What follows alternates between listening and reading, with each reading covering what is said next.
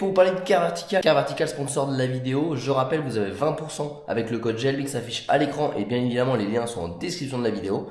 Car Vertical, c'est un petit site qui vous permet de faire des vérifications d'un véhicule que vous avez déjà ou que vous souhaitez acquérir.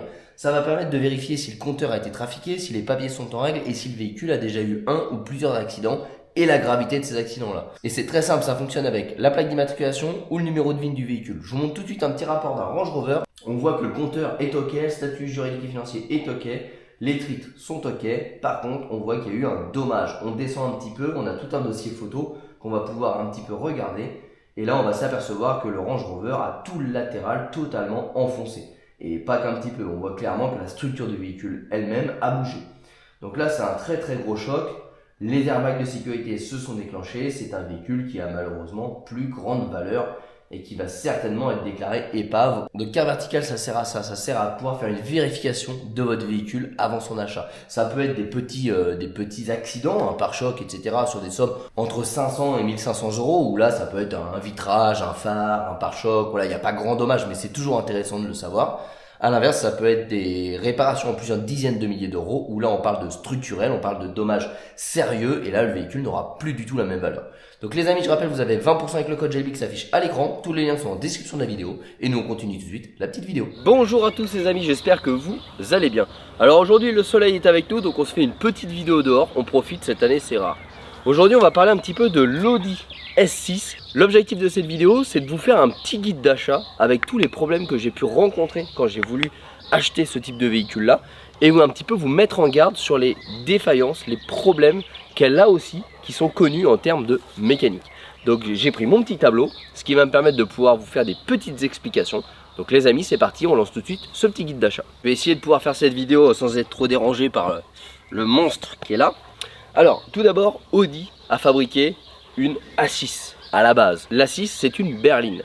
Et la berline, elle a été déclinée sur une version appelée A6 avant. Ne me demandez pas pourquoi ils l'ont appelé comme ça. En fait, c'est tout simplement la dénomination du modèle break. Donc là, A6 avant, c'est ce modèle-là. Ensuite, chez Audi, ils déclinent tout simplement leur modèle avec des catégories C1, C2, C3, C4, C5, C6, C7. En l'occurrence, ce modèle-là est la C6. Donc on est sur une Audi A6, modèle de la voiture, avant parce que c'est un modèle break, et S6 parce que c'est le S de sportive. Donc, bon, c'est pas très sportif, soyons honnêtes, mais il y a des choses à caractère sportif sur la voiture, donc on a le S6. Ensuite, vous avez l'ultra haut de gamme chez Audi qui s'appelle le RS6, qui est généralement la même base que la S6, mais auquel on lui ajoute 2 turbos pour tout. Tout va bien, il va bien. On lui ajoute 2 turbos pour tout simplement gonfler la mécanique. Alors si j'ai jeté mon sort sur un modèle C6, donc celui-ci, c'est tout simplement parce qu'il a ça. Et c'est un modèle qui est assez convoité parce qu'il a ce fameux V10. Moteur V10 qui est extrêmement connu en automobile puisque c'est le même qui est monté sur les Audi S6, RS6, mais aussi sur les Lamborghini Gallardo, mais également sur les Audi R8 V10. Donc c'est un moteur qui est assez fiable, où aujourd'hui on a beaucoup de recul, donc on connaît un petit peu ses points de défaillance mais aussi ses points forts. Et depuis, ce moteur a été retravaillé sur plusieurs versions et donc il y a eu des problèmes qui ont été corrigés. Donc c'est pour ça que je vous mets en garde dans cette vidéo. Regardez bien toute la vidéo parce qu'il y a absolument des modèles qu'il ne faudra surtout pas acheter sous peine d'avoir de très très grosses surprises. Qui dit V10 dit coût d'entretien extrêmement important. Donc là on va déjà faire une première partie sur comment bien acheter son véhicule. Dans cette vidéo je veux aborder plusieurs points. Déjà, est-ce que le kilométrage sur ce véhicule là doit être un frein? Premièrement. Deuxièmement, quelle option choisir sur ce véhicule là? Troisièmement, l'entretien, l'importance de l'entretien et son prix. L'accidentologie, oui, c'est un réel problème quand on achète cette voiture là. Les problèmes moteurs, donc les problèmes qui sont connus au niveau du moteur, et là je vous conseille d'être bien attentif. Ensuite, les problèmes liés au train avant, donc tout ce qui va être triangle. Donc c'est parti, premier point, le kilomètre. J'ai décidé de vous faire une vidéo exclusivement sur ce véhicule là avec tous les points qui sont cités là. C'est parce que quand j'ai acheté cette voiture là, j'ai rencontré énormément de problèmes, énormément de difficultés et énormément de risques de se faire arnaquer avec ce type de véhicule là. Donc c'est pour ça que je trouve important de vous faire une vidéo très détaillée sur tous les points qui m'ont posé problème de près ou de loin. Alors, premier point, le kilométrage. Est-ce que le kilométrage doit être un frein sur ce véhicule-là? La réponse, elle est en deux temps. Principalement, je vous dirais non. Pourquoi? Parce qu'on est sur un V10, 5 litres de cylindrée. Donc c'est un moteur qui est surdimensionné par rapport au véhicule. Donc vous allez avoir un moteur qui ne va pas forcément forcer beaucoup, qui va plutôt être de la force tranquille. Donc le moteur, finalement, je parle vraiment des internes du moteur parce qu'il faut vraiment très nuancer. C'est pas un moteur qui va avoir tendance à s'user sur ce type de véhicule là. Il s'userait beaucoup plus sur une Audi R8 V10 ou sur une Lamborghini Gallardo qui là va monter beaucoup plus dans les tours, va être plutôt destiné à aller sur circuit, donc avec un usage beaucoup plus intensif. Là on est quand même sur un break Audi, certes un break de chasse, mais on n'a pas de turbocompresseur, donc on va pas faire forcer le moteur. On va avoir une voiture qui va plutôt être à connotation routière, donc on va plutôt aller sur l'autoroute, faire des longues distances. Bon, c'est pas les quelques accélérations que vous allez faire avec le véhicule qui va venir abîmer un moteur de 5 litres de cylindrée. Donc ça, c'est vraiment la première chose. C'est que, est-ce que sur 200 000 km par exemple, on va avoir un moteur lavé, rincé? La réponse, c'est non. C'est non, mais uniquement si il est entretenu. Bien évidemment, ça reste aussi un V10, donc ça reste des cathédrales mécaniques. Ça demande un entretien rigoureux, des vidanges en temps et en heure. Après, il n'y a pas grands entretiens qu'on peut faire en plus. Mais si le véhicule n'a pas eu de temps de chauffe, c'est valable pour tous les véhicules en fait. Les points que je vais vous citer sont valables que ce soit un 4 cylindres ou un V10 ou un V12, c'est toujours la même chose. Il faut que les vidanges et l'entretien soient faits correctement dans le délai imparti. Il faut que le véhicule ait des temps de chauffe qui sont importants pour sa durée de vie. Et une fois que tout ça s'est respecté, si le véhicule a été correctement utilisé, à 200-250 000 km, ce genre de moteur là fonctionne parfaitement. Donc le kilométrage ne doit pas être un frein sur ce véhicule là, si et seulement si vous avez la traçabilité de l'entretien. Carnet, facture. Pour la partie kilométrage, il n'y a pas vraiment de choses à s'inquiéter. Maintenant, sur la partie kilométrage, là où il va falloir faire le plus attention, c'est plutôt sur le train avant. Vous voyez, je vous ai mis un point problème triangle. On va l'aborder tout de suite. Le problème, et c'est pas lié à cette voiture-là, hein, c'est lié à la conception de cette voiture-là. Mais vous prenez par exemple le Range Rover que j'avais, c'est exactement la même chose.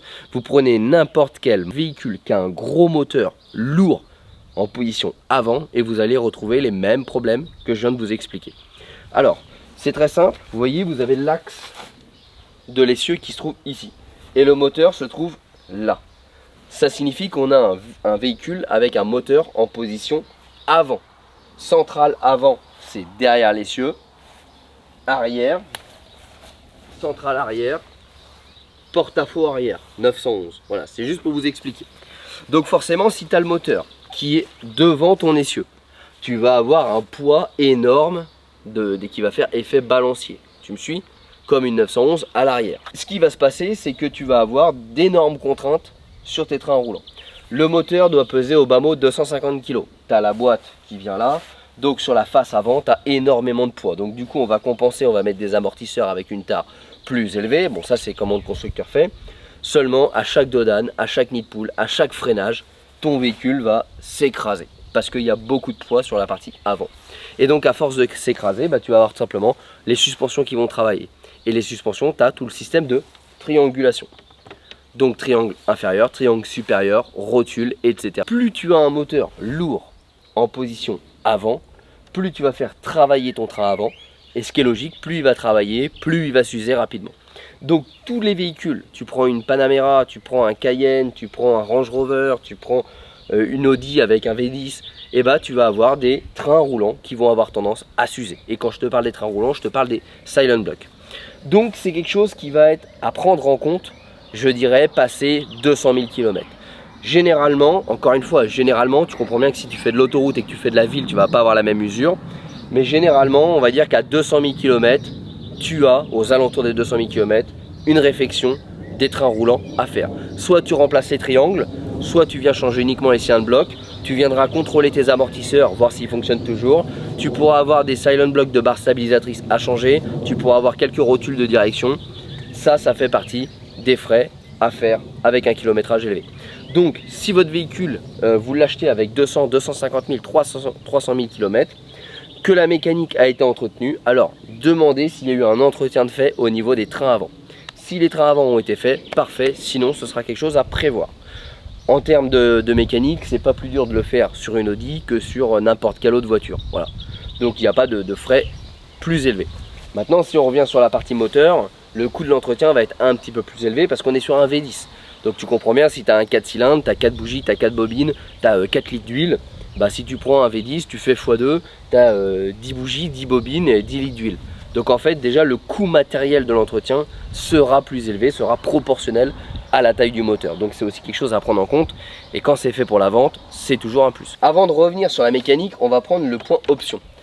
Quels sont les modèles les plus prisés? Alors en fait, ça va surtout être sur l'intérieur et la couleur de la voiture. Tout ce qui va être modèle gris clair, le gris un peu, ce que moi j'appelle moche, le gris basique, bah c'est assez détesté. Donc du coup, le prix baisse vachement. Dès que vous allez avoir une teinte plutôt foncée, noir, bleu marine, etc., le prix va être plus élevé parce que c'est plus recherché. Donc la couleur est vraiment un indicateur aussi de la valeur du véhicule. Le toit ouvrant. Le toit ouvrant est une option assez recherchée sur ce type de véhicule-là. Ensuite, ça va se passer à l'intérieur. Bien évidemment, l'état esthétique intérieur sera aussi un point à aborder lors de l'achat d'un véhicule. Mais la chose la plus prisée sur ce type de véhicule-là, c'est le pack carbone intérieur. Le pack bois, à l'inverse, il est détesté.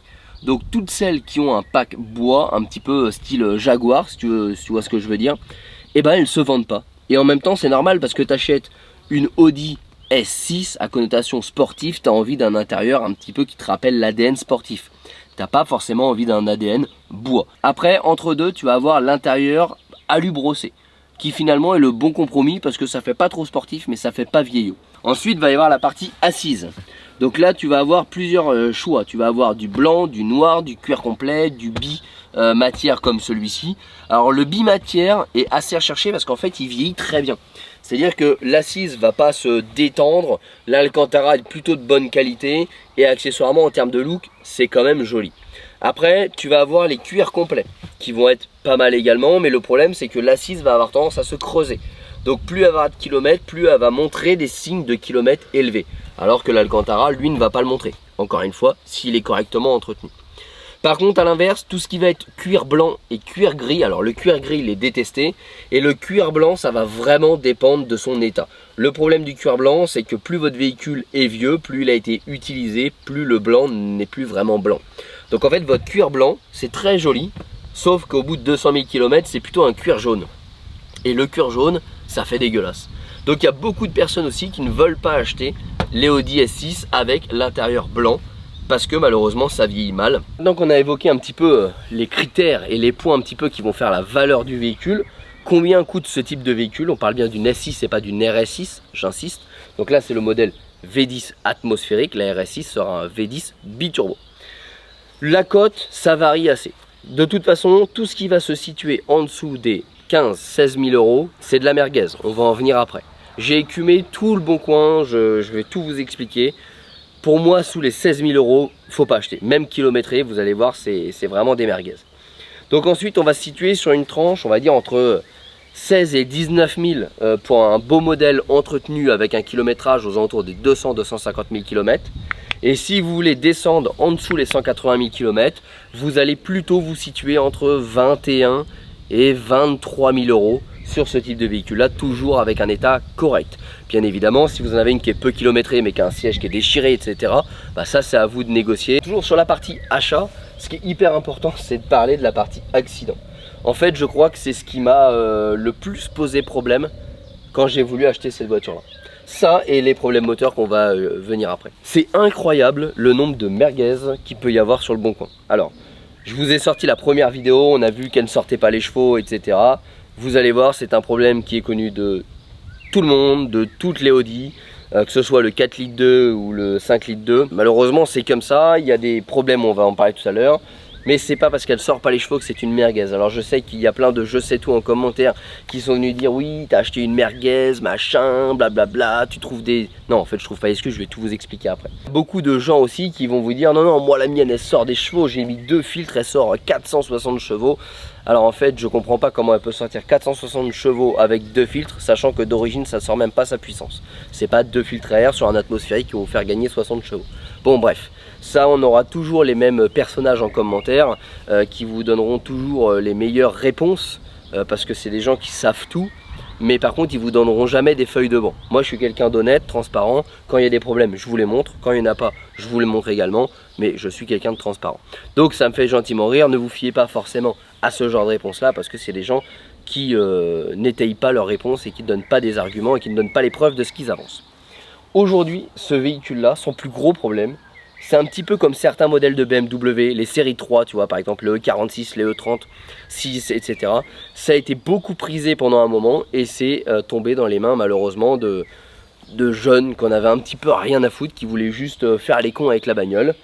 Et donc celle-ci en fait partie. Et le problème c'est que c'est ultra dur de trouver aujourd'hui une S6 V10 break qui n'a pas été accidentée, je vous jure. Je ne sais pas s'il y a eu autant d'accidentologie sur la partie berline, mais sur la partie break, c'est une catastrophe.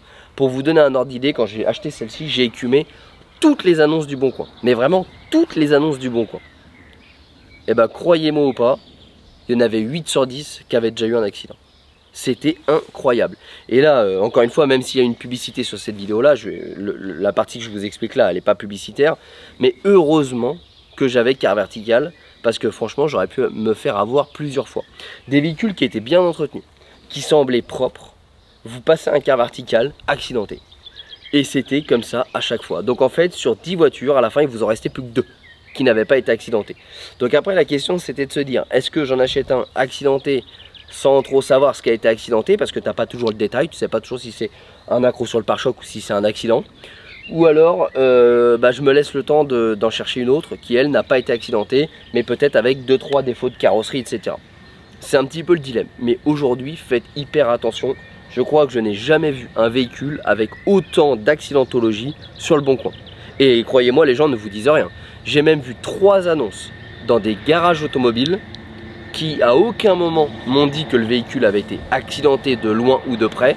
C'est sur Car Vertical que j'ai pu le constater. Et bien évidemment ils étaient au courant, puisque quand je leur ai envoyé le Car Vertical en leur disant par contre il va falloir qu'on négocie un petit peu le prix du véhicule parce qu'il a déjà été accidenté, immédiatement ils baissaient le prix de 1000 à 2000 euros par rapport à l'accident. Donc ça veut dire qu'ils en avaient pleinement conscience. Et que moi potentiellement je me dis du coup ça veut dire que ça n'a pas été correctement réparé. Parce que techniquement, si tu es au courant qu'elle a juste eu un pare-choc de cassé, parce que voilà, il y a eu une petite collision, un petit truc, un petit phare et qu'il n'y a rien du structurel, dans ces cas-là, il n'y a pas de problème à dire au futur acquéreur de dire oui, effectivement, elle a eu un problème, le pare-choc a été réparé, l'optique a été changée, mais il n'y a rien du structurel, le PV de réparation, enfin voilà, il y a des choses qui peuvent être faites en totale transparence suite à un accident. Mais généralement, quand on te baisse le prix immédiatement et qu'on a essayé de te le cacher, c'est jamais bon signe. Et ça, je vous parle quand même de la part de professionnels de l'automobile. Donc faites extrêmement attention. Sincèrement, si j'ai un conseil à vous donner, n'achetez jamais cette voiture-là sans avoir fait un Histovec et si possible un Car Vertical. Parce que croyez-moi, ça peut vous sauver d'une vraie galère à l'achat. Bon, maintenant qu'on a fait un petit peu le tour de tous ces points-là, le plus gros des problèmes, après l'accidentologie, ça va être les problèmes moteurs. Ce qu'il va falloir comprendre, c'est que ce moteur-là, quand même, il n'est pas tout neuf. Audi l'a mis en place, une Lamborghini Gallardo, ça doit être aux alentours de 2002-2004. Et donc forcément, il a rencontré des problèmes. C'était un moteur nouveau-né qui a été conçu par Audi et prêté pour Lamborghini pour le mettre dans cette fameuse Gallardo, qui a été ensuite mis dans l'Audi R8 V10, qui ensuite a été mis dans toutes les Audi R8 V10 et dans la RS6 et dans la S6 également. Donc c'est un moteur qui a été quand même beaucoup utilisé par le groupe Audi. Mais justement, le fait de l'avoir beaucoup utilisé, on s'est rendu compte de beaucoup de problèmes. Alors il y a des problèmes qui sont normaux dus à la conception du véhicule, et il y a des problèmes qui sont liés tout simplement à des faiblesses de conception du moteur, et donc là, qui n'ont rien de normal. Donc on va déjà parler des problèmes dits normaux. Usure rapide des pompes haute pression. Pourquoi? Ces pompes haute pression là sont les mêmes qui ont été montées sur le 4 litres 2 V8. Donc le problème c'est qu'elle débite beaucoup plus, puisque là on est sur un 5 litres 2 V10. Ok, donc si tu mets des pompes qui n'étaient pas faites pour un moteur sur ce moteur là, tu te doutes bien que du coup elles vont s'user plus vite. Donc c'est une faiblesse qui arrivera aux alentours de 160 000 km. C'est la recommandation Hitachi pour ces pompes là.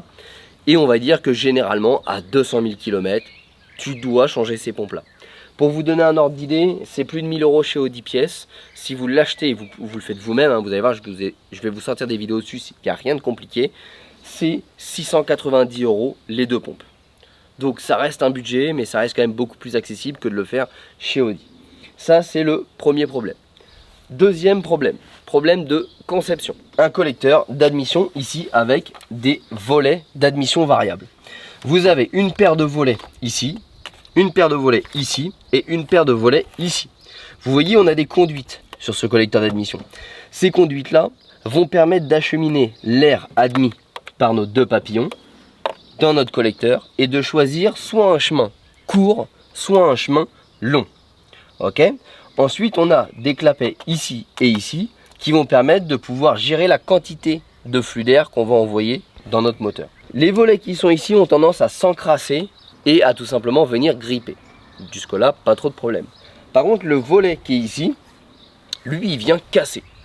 Pourquoi? Tout simplement parce qu'il est fabriqué en plastique, avec des axes en plastique et une tringlerie en plastique, et qu'on se trouve sur un V10 qui chauffe beaucoup et avec un collecteur d'admission en aluminium. Qu'est-ce qui va se passer?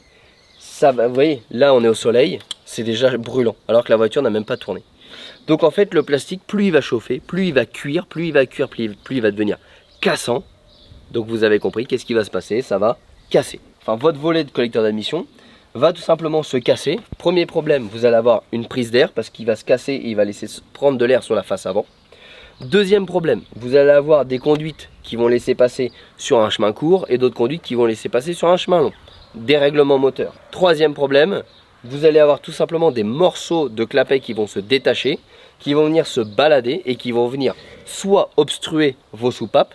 Donc là, le troisième problème, il arrive, ça veut dire problème d'arrivée d'air dans le moteur.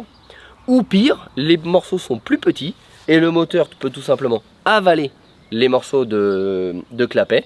Et là, vous détruisez votre moteur. Donc, il y a un problème récurrent là-dessus, c'est celui-ci. Changer le collecteur d'admission, oubliez, ce n'est plus vendu. Donc on arrive à trouver des modèles en bon état aux alentours de 3500 à 3800 €. Bon, ça fait cher pour un truc qui va forcément revenir parce que c'est un défaut de fabrication. Donc la meilleure des solutions, c'est tout simplement de démonter, je vous ai fait une vidéo là-dessus, vous allez voir, hein, ça va arriver, et de venir tout simplement supprimer ces clapets-là. Comme ça, on fiabilise la partie moteur, défaut de conception. Alors toujours dans la partie admission, ce moteur, donc là on va pas parler d'un problème de conception, on va parler d'un problème tout simplement de fonctionnement des moteurs modernes à essence, c'est l'injection directe. Ça veut dire quoi? Ça veut dire qu'aujourd'hui on ne va pas injecter notre carburant directement dans le collecteur d'admission, on va l'injecter directement dans la chambre de combustion. C'est pour ça que vous ne voyez pas d'injecteur sur ce moteur là, parce que les injecteurs sont casés sous le collecteur pour injecter directement dans la chambre. Ce problème là, c'est pas sur ce moteur là, c'est sur tous les moteurs à injection directe. En fait, tu ne vas plus envoyer le carburant dans l'admission, ce qui fait que tu ne vas plus laver en permanence tes soupapes, ce qui fait que tu vas avoir un encrassement énorme de ton conduit d'admission. Parce qu'en fait, sur tes caches culbuteurs ici, tu as ce qu'on appelle des renifleurs qui vont envoyer de la vapeur d'huile dans ta valve PCV. Ta valve PCB, elle va avoir pour rôle de venir séparer au maximum l'huile et l'air pour renvoyer de l'huile liquide dans ton carter et renvoyer ce qu'elle n'a pas pu séparer dans ton admission directement ici. Donc ton admission va ravaler des vapeurs d'huile qu'elle va venir propager partout dans ton admission. Ça c'est pour tous les moteurs. Seulement quand tu as une injection indirecte, ton essence que tu vas envoyer va venir laver, donc venir nettoyer continuellement. Quand tu n'injectes pas de l'essence directement dans le collecteur mais dans la chambre de combustion, tu laves jamais et tu vas avoir du coup un cumul d'encrassement et tu vas venir obstruer en fait tes conduits d'admission jusqu'à réduire de 50%, et c'est pas imagé, hein, c'est vraiment la réalité, de 50% tes conduits d'admission. Tu vas engendrer augmentation de la consommation, baisse de la performance, baisse de l'agrément de conduite, voire même pire, pas de moteur avec des ratés de combustion. Donc ça c'est pareil, je vous ai fait une vidéo. Mais ça, c'est un problème de conception lié à l'injection directe. Donc c'est vraiment un problème qui touche ce moteur-là, mais qui touche beaucoup de moteurs. Donc si vous achetez ce véhicule-là, plus il va être kilométré, plus il va être encrassé. Donc ce qui est intéressant aussi de demander, c'est est-ce que le collecteur d'admission a été fiabilisé, oui ou non?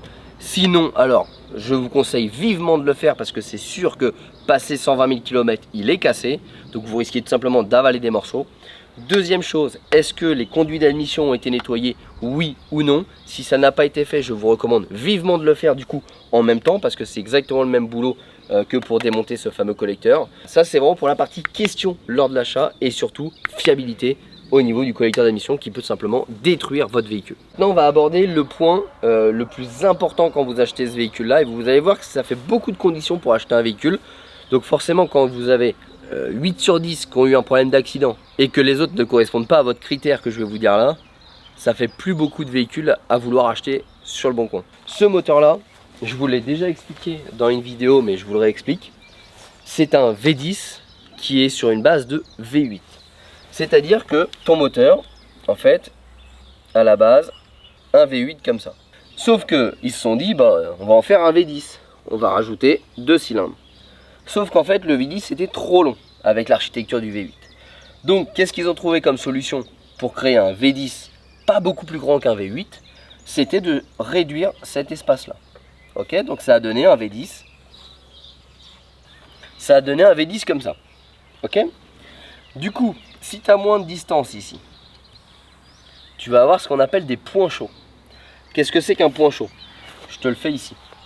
Dans cet espace là, tu vas avoir donc tes chemises et autour de tes chemises tu vas avoir de l'eau qui va circuler pour refroidir tes chemises, mais tu vas avoir aussi des conduites d'huile. Je te schématise ça comme ça. Et en fait ce qu'il faut comprendre c'est que l'huile ne sert pas qu'à lubrifier, elle sert aussi à refroidir le moteur. C'est même l'huile qui va refroidir plus le moteur que le liquide de refroidissement. Le liquide de refroidissement va plutôt être là pour maintenir la température de l'huile. Donc si tu réduis cet espace là, tu réduis le refroidissement sur cette partie du cylindre. Et donc tu vas créer un point chaud. Donc point chaud ici. Si tu fais un point chaud, qu'est-ce qui va se passer? Plus tu chauffes, plus tu dilates. Ok? Tu me suis? Donc en fait, quand tu prends une pièce métallique et que tu la mets à moins 100 degrés ou que tu la mets à plus 100 degrés, elle ne va pas faire la même taille. Donc étant donné que ça chauffait beaucoup ici, et ben on s'est aperçu qu'en fait ton cylindre, il s'ovalisait comme ça. Tu vois, il faisait plus. Alors je schématise, hein, attention, c'est pas autant. Mais en gros, il s'ovalisait, il se déformait. Qu'est-ce qui se passait? Bah, ton piston, qui lui ne chauffe pas autant, bah, va tout simplement venir faire des frottements dessus. Et tu vas avoir exactement le même problème que chez Porsche avec les rayures de cylindre. Pourquoi? Et bah, c'est parce qu'en fait, Audi, sur les premières générations de ce moteur-là, ont rapproché les cylindres pour gagner en espace sans venir renforcer la surface du cylindre. Ce qui fait qu'on a eu énormément de casse moteur ou de détérioration moteur due à ça. Quels sont les symptômes? En fait, votre cylindre va tout simplement être totalement rayé, voire même vous allez avoir des morceaux qui vont se barrer. Donc, on va avoir consommation d'huile, donc très important de demander, de vérifier si possible à l'ancien propriétaire si le véhicule consomme de l'huile. Deuxièmement, s'il consomme de l'huile, vous allez le voir à l'échappement. Donc n'hésitez pas à passer les doigts dans l'échappement, voir si c'est juste un petit peu noir ou s'il y a vraiment du résidu noir. Parce que ça peut être un bon indicateur si la voiture consomme de l'huile. Si c'est ça, fuyez direct, je vous le dis. Ensuite, il faut écouter. Le moteur ne doit pas faire de bruit. Si vous entendez un tac, tac, tac, tac, tac, un petit peu comme une bielle, alors dans ces cas-là, fuyez. Ça veut dire que c'est tout simplement le cylindre qui est abîmé. Pourquoi ça fait ce bruit-là? Parce qu'en fait, votre cylindre, il est comme ça et votre piston navigue dedans. Ok? Et en fait, sur la jupe du piston permet de maintenir ton piston droit pendant la montée et la descente. Quand tu viens user soit le cylindre, soit ton piston, tu vas créer un jeu. Et en fait, ton piston va venir battre comme ça dans ton cylindre. Et ça fait comme un bruit de bielle. Vous vous doutez bien qu'Audi a parfaitement conscience de ce problème-là après plusieurs années, puisque ça a touché des R8, ça a touché des Audi S6. Donc, ils n'ont pas vraiment eu le choix que de régler le problème. Alors forcément, ça arrivait souvent après la période de garantie, donc tout allait bien pour Audi, mais ça fait quand même pas bien en termes d'image. Bon, ça n'a pas dérangé Porsche de le faire pendant 20 ans, et visiblement, ils n'ont toujours pas résolu le problème, et ça les dérange pas plus que ça. Mais Audi, ça les a dérangés. Qu'est-ce que Audi a fait? Et bien à partir de 2008, prenez bien ce que je viens de vous dire, ils ont renforcé le revêtement des cylindres pour supprimer ce problème-là. Tous les moteurs, après 2008, qui sont entretenus correctement, ne sont pas concernés par cette fameuse casse moteur. Donc, autre point que je vous disais après l'accidentologie, c'est d'acheter ce moteur-là dans n'importe quelle voiture, mais après 2008. Je vous déconseille fortement d'acheter ce moteur-là avant 2008 parce que vous avez quand même énormément de chances d'avoir dans un premier temps un moteur abîmé, dans un second temps un moteur qui va casser. Et là, c'est quand même la douche froide parce que quand vous achetez ça quand même à un prix relativement accessible, on va dire entre 15 et 23 000 euros, et que vous avez 25 000 euros de remplacement moteur, c'est un peu la douche froide. Ça, c'est pour moi le point le plus important. Quand vous achetez ce véhicule-là, regardez les kilomètres, l'option, ça c'est un peu comme toutes les voitures. Regardez l'entretien, c'est un bon indicateur. Surtout l'accidentologie et surtout l'année du moteur. Bien évidemment, les modèles qui sont après 2008, du coup, sont vendus plus cher parce que techniquement, tu sais que tu n'auras pas de problème moteur avec. Alors, c'est pas toujours le cas parce que tout le monde n'est pas au courant de ce que je viens de vous dire. Du moins, avant mes vidéos, tout le monde n'était pas au courant qu'à partir de 2008, le moteur avait été fiabilisé. Certains le savaient, c'était un argument de vente. Tu pouvais vendre un modèle équivalent avec le même kilométrage, le même entretien, les mêmes options, plus cher s'il était après 2008 que avant 2008. Parce que tu vendais aussi, entre guillemets, le côté sécurité de ne pas péter ton moteur. Ceux qui vont regarder ma vidéo maintenant vont s'engouffrer à regarder leur truc. Merde, avant 2008 ça vaut rien, après 2008, ah ouais écoute je vais pouvoir la vendre plus cher. Mais c'est clairement une différence de prix qui va se jouer entre 2 et 3 000 euros. Et personnellement, je vous déconseille d'être à 2 à 3 000 euros près. Parce que si vous allez avoir un problème avec ce moteur là, c'est plutôt à 15-20 000 euros près que vous allez être.